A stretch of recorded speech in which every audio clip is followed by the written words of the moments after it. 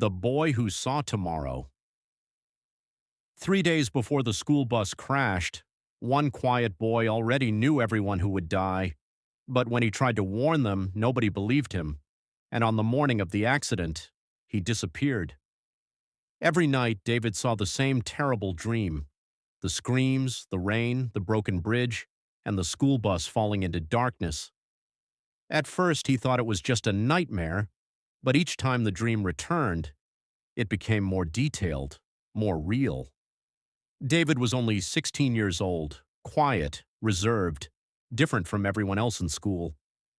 While other students joked and laughed during break time, David spent most of his time alone with his old notebook, because inside that notebook, he drew things before they happened. Small things at first: a teacher dropping her phone, a fight between classmates, heavy rain before it started, and every single time, he was right. But this dream was different. This time people would die. One morning, David sat silently at the breakfast table while rain clouds gathered outside. His mother noticed the fear in his eyes. She asked him what was wrong. But how do you explain something even you don't understand? How do you tell someone you can see tomorrow? At school, David finally tried to warn people. He stood in the classroom shaking nervously while students stared at him. He told them not to go on Friday's school trip. He begged them. But the classroom exploded with laughter. Some mocked him, others called him crazy. Even the teacher looked disappointed. David slowly sat back down in silence. But later that afternoon, Tunde noticed something strange.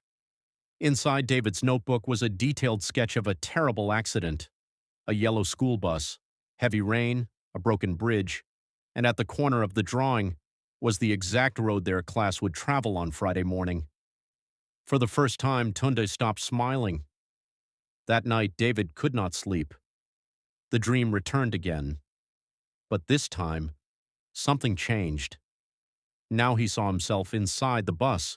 He woke up screaming as thunder shook the house. Sweat covered his face. Outside, rain crashed against the windows. David realized something horrifying. The future was getting closer. The next day after school, David secretly visited the bridge from his dream. The old structure stood silently above the river. Cars passed across it every minute. But when David looked closer, he noticed deep cracks beneath the bridge. His heart froze. The dream was real. David immediately ran back to school and tried warning the teachers again. He begged them to cancel the trip. He explained everything: the rain, the bridge, the crash.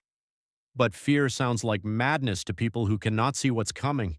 Nobody listened, and Friday finally arrived. Dark clouds covered the sky exactly like the dream. Students climbed happily into the yellow school bus while music played loudly inside. But David stood outside trembling. His hands shook violently, because every second now felt familiar, like he was reliving something that had already happened. Then suddenly, an old man appeared beside him near the school gate. David had never seen him before. The stranger looked directly into his eyes and whispered softly, "The future only changes when someone is willing to sacrifice." Before David could speak again, the man disappeared into the crowd. Moments later, the bus drove away, and the rain began. At first it was light, then heavier, then violent. Inside the moving bus, students slowly became nervous as the storm grew stronger. Lightning flashed across the sky. The roads became slippery.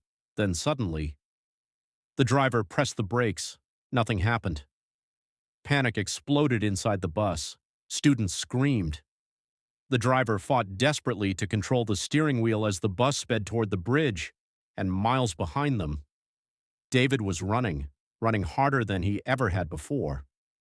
Rain soaked his hoodie, mud splashed beneath his shoes, but he kept running, because now he understood the meaning of sacrifice.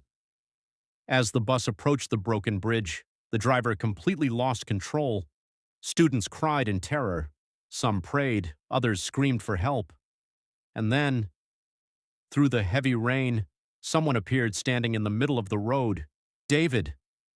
The driver swerved violently to avoid hitting him. The bus spun sideways across the road before stopping only inches away from the collapsed bridge. Silence filled the storm. Everyone inside the bus survived. Teachers and students slowly stepped outside, shaking with fear. Some cried, others fell to their knees. Tunda looked around desperately, searching for David. But David was gone. No footprints, no body, nothing. It was as if the storm itself had swallowed him. Months passed after the accident. The story of the mysterious boy spread across the town. Some believed David saved ever. Others believed he never existed at all. But Tunda never stopped thinking about him. One evening, while cleaning his room, Tunda found David's old notebook hidden beneath his bed. Slowly, he opened it. Inside were all the drawings David had made before the accident. Every single